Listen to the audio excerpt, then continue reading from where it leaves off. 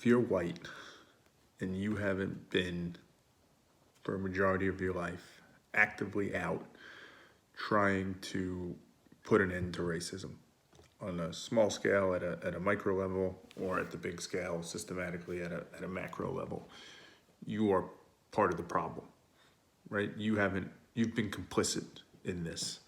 Racism has existed for a long time. We've all known it. And because you've been in a position of power, right, it hasn't directly impacted you. You haven't been forced into taking any action to resolve it. You took advantage and you did nothing to stop it, right? If you haven't been actively trying to put an end to this for years, if you're 35 years old, for the last 15 years, arguably, you should have been trying to stop this. So when you hear people say now, white privilege, white people are the problem, you have to fix this, you have to figure this out, it's on you, you're complicit in racism, you are racist if you are white and you haven't done anything about it. That's what it means. Okay? I get that. I get the power dynamic. I understand that. The issue I have is the logic that there's been a problem and we haven't done anything enough to resolve it. So that's the framework, right, that we're setting. There's an issue, there's people being harmed, you haven't done enough to stop it, therefore you are the problem. Well, what happens when we apply that to other things, right? There are kids that are abused or molested every day. There's sex slaves, sex trafficking that goes on. Women, being mistreated and abused. All sorts of horrible things that happen in this world. If I, or you for that matter, aren't out there every day trying to stop it, actively putting an end to it, your best you can, well then we're all complicit in that too. I mean, we're damned in a lot of different areas. We've screwed this thing up. So how are you supposed to kind of manage every cause? Not to mention individually, many of us all have our own issues that we're trying to deal with and trying to work through. So to think that we can allocate time to every single cause, although in an ideal world we would, where these things wouldn't even exist, it just seems unrealistic to have that expectation and to bucket everybody together if they haven't dedicated their lives to trying to end all the horrible things that are happening, that they get lumped into some category of being evil or bad in some way. How do you reconcile that? Okay, well, the difference, I think, when it comes to racism, right, because you bring up a good point, there's lots of atrocities, there's lots of horrible things that happen in the world, there's lots of causes that need support. And it's true, we're not all out there marching or protesting or supporting all of them. What I believe makes racism a little bit, not a little bit, but unique from some of those other ones, is that in theory and in practice, those things you mentioned, right? Sex trafficking, child abuse, children being molested. There are actively people working as their jobs to end those things, to catch people that are doing it and to stop it. We as a society have deemed them terrible things that need to be stopped. And we actually, employ people to do that. We invest funds, we invest resources to make sure we catch that when it happens and we stop it because everybody agrees it's a problem. That's different than racism. Racism in America, in many ways, it's there, but nobody really wants to talk about it or acknowledge it. There's no racism police running around trying to stop people from being racist.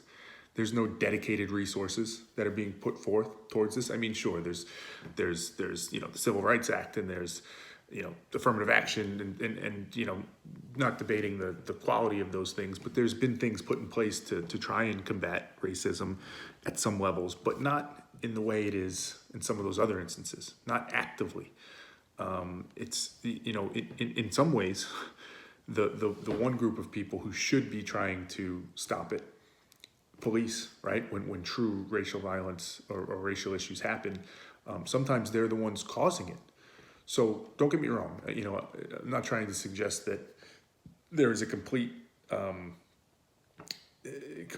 ignoring of racism in America. Certainly, if a black person is harmed, there's such a thing as a hate crime. All those things do exist, right? But not nearly, I would argue, to the same level, and not nearly as committed to not just the blatant examples of harm that are done in that way, but the more systematic, the deep-rooted racism. There's nothing to safeguard against that. There's nobody trying to break that up and stop it, as there are some of those other instances. And that's what makes racism different. That's what makes the need for people. We can't fix this, right? As black people, it can't be fixed without the help of others. We need it. And without it, as people sit in a position of power and don't try and stop it, well, it's just leaving us helpless in this scenario. And that's the problem. That's the difference. Okay, I understand that. I can understand that point. That particularly for the nonviolent crimes, and obviously sometimes it goes wrong and the police do cause violence, or they don't, catch people that are doing racist things because maybe the police are racist. But for the nonviolent in particular, the systematic, the institutional racism, I would argue there may be some things that are out there to try and stop that, to try and put an end to it. And certainly there are politicians, at least in theory, that are working towards ending that. And it's not, as you said, it's not being completely ignored. But I understand the point that help is needed. I understand the point that it's not something that can be fixed on its own. And that's where the frustration comes from. That's where that need to say, if you are white and you've done nothing to help us, well, then you're part of the problem. I get it. I do get it. And I think there's truth to it. I can see it. I do think, as in most things that are complex in life, there is nuance to it as well, which is unfortunate, right? It would seem like a topic like this should be more binary. It should be, you're racist or you're not, you do the right thing or you don't. But as in most important and complex things in life, there's nuance. And by bucketing everybody in the same bucket, I'm not sure that it helps the cause. I'm not sure that it helps reach the objective, right? If what you're saying is true, right? And I don't say this to be condescending, I say it just based on what you said, and I believe it to be true, that help is needed to fix this issue. Well, then what's the most realistic path to getting that help? I'm not sure that bucketing a whole population of people, particularly of which there's a subset or a portion that wants to try and help, seemingly, to cast them as racist, right? I'm not sure. I get it. You may be justified in doing that. You may be right to say it. But is it helping you get to the objective of ending racism? Perhaps there's a more nuanced approach to it. Not to say you have to tiptoe, not to say you have to worry about people's feelings per se, but you just have to be realistic in what's the best way to build coalitions to solve this problem. Now, I get it as well. I can imagine that there's frustration because some of these things have been tried before, and the nuanced approach perhaps doesn't yield any results. So the sense is, well, that doesn't work, so I'm going to have to break this door down, for lack of a better phrase, and make this thing happen. I get that. I get that mindset. I get the idea of having to take it, of having to just make it happen. And that might be right. That might be the way it has to go. But I would want to make sure, I guess. I would want to explore, is there a way to do this where you don't back down, but you also leverage the allies that might be there, is really what I'm trying to get at. It's not tippy-toeing, it's not kowtowing down to people. It's trying to leverage the help that's there to get to the objective you want to get to. And leveraging that help might look different than just trying to bucket everybody together. So maybe there's a way to do that. Maybe there's a way to do that. It hasn't been found yet in hundreds of years. It doesn't seem to exist. It's not to say it can't.